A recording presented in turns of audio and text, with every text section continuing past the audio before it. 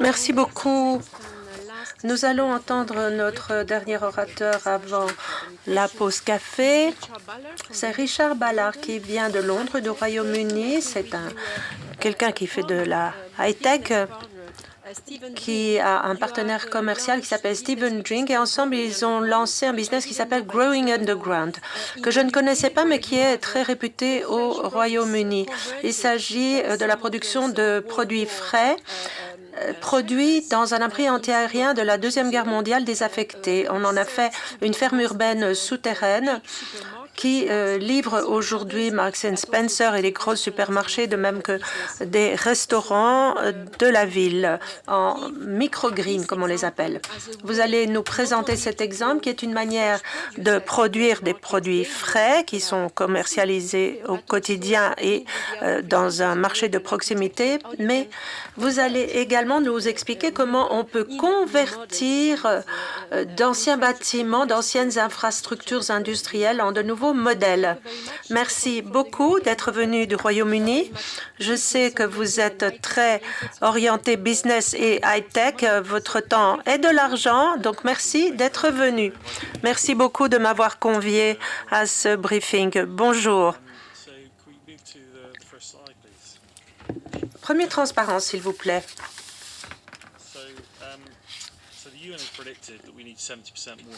Les Nations Unies ont dit que pour 2050, il faudrait 70% d'aliments en plus. Mais comment arriver à cela alors que 10% de la surface de la Terre seulement est de nature agricole et qu'on en utilise un tiers pour l'élevage? En plus, l'âge moyen d'un agriculteur est de 60 ans, donc il y a un problème manifeste. Nous devons voir les choses différemment pour la production de denrées à l'avenir. Nous pensons qu'il faut réduire le cycle de distribution des produits frais. C'est une des principales solutions qui nous permettront d'arriver à cet objectif. Donc, Growing Underground, c'est une ferme souterraine située à une quarantaine de mètres sous la terre. Elle utilise l'hydroponique pour produire des microgreens, des herbes aromatiques. Donc, nous avons notamment débouché sur Covent Garden, un des marchés de gros de produits frais parmi les plus grands de Londres. Et nos produits sont ensuite distribués dans toute la ville et acheminés vers des restaurants, des supermarchés et des détaillants. Tout est alimenté par des énergies renouvelables et nous voulons également avoir un bilan carbone neutre avec une production à faible carbone et nous voulons atteindre les EDD également. Pour placer les choses en perspective, voilà enfin un diagramme transparent numéro 4, s'il vous plaît, qui vous montre le tunnel pour vous montrer un petit peu comment se présente cet ancien abri. C'était un abri antiaérien avec 2 tunnels de 500 mètres, 6000 mètres carrés de superficie en tout, avec 2 lignes donc de métro, la Northern Line, qui sont 4 étages au-dessus de nous.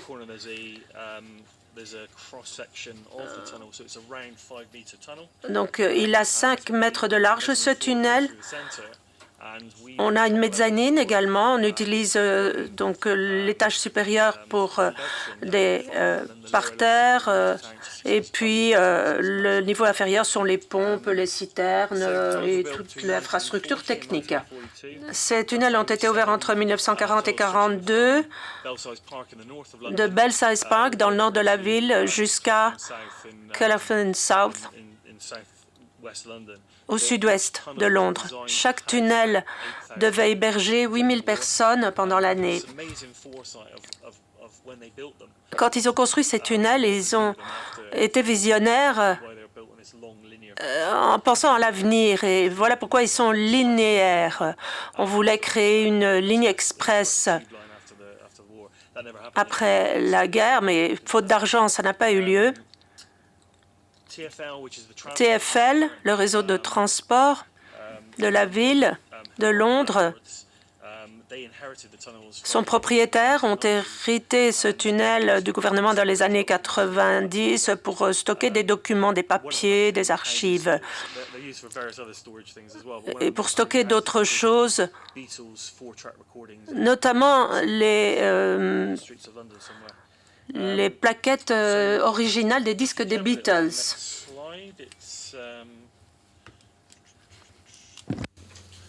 The one with the benefits, which is 6. Nous voulons créer un business durable qui cadre bien avec le zéro carbone. Ça a été un des déterminants principaux qui nous a motivés pour créer ce système d'hydroponie très économe en eau. Tout travaille en boucle.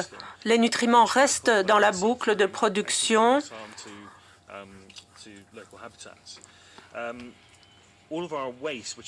Tous les déchets produits, essentiellement le substrat de croissance, c'est un tapis qui est recyclé. C'est très semblable en fait à ce qu'on faisait à l'école. On faisait pousser du cresson dans des buvards ou de l'ouate. Donc on collecte les herbes et on recycle les matelas pour produire de l'énergie, pour réduire notre empreinte carbone.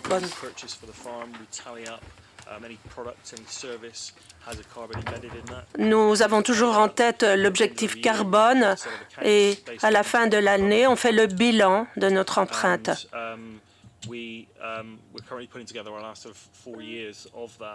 Cela fait 4 ans que nous sommes opérationnels et nous envisageons de financer des projets de reboisement au Royaume-Uni avec certains des fonds que nous avons engrangés. Tout est alimenté en renouvelable. Une entreprise qui utilise l'éolien, l'hydroélectricité et le solaire.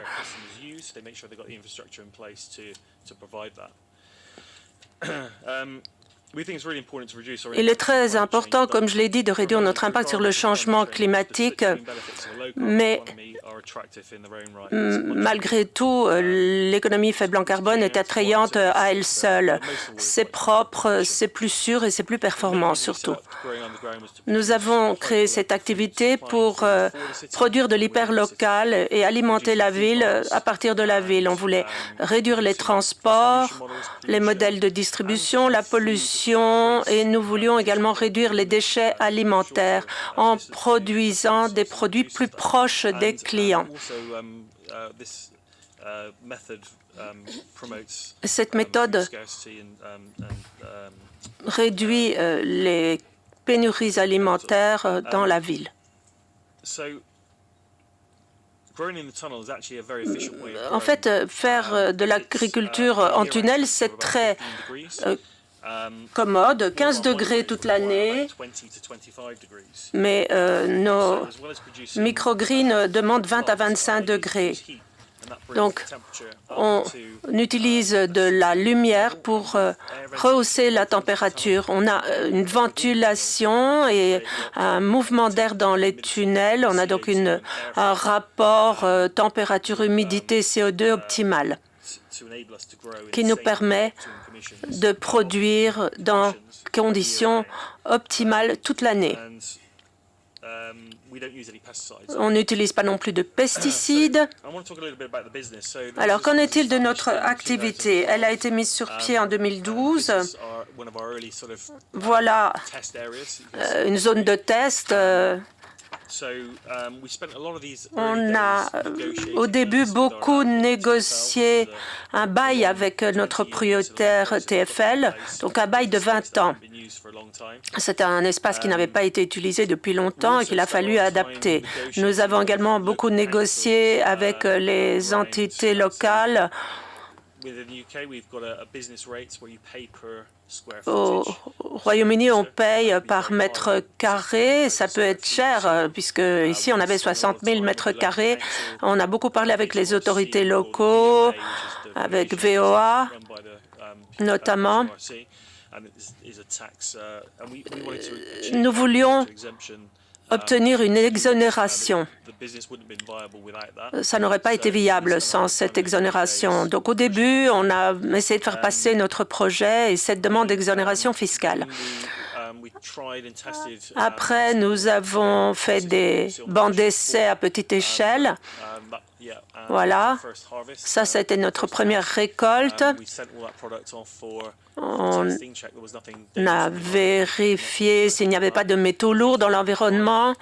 On s'est dit que, puisque c'était le cas, on passait à la suite. La phase 2, on a mis en place un système hydroponique à part entière.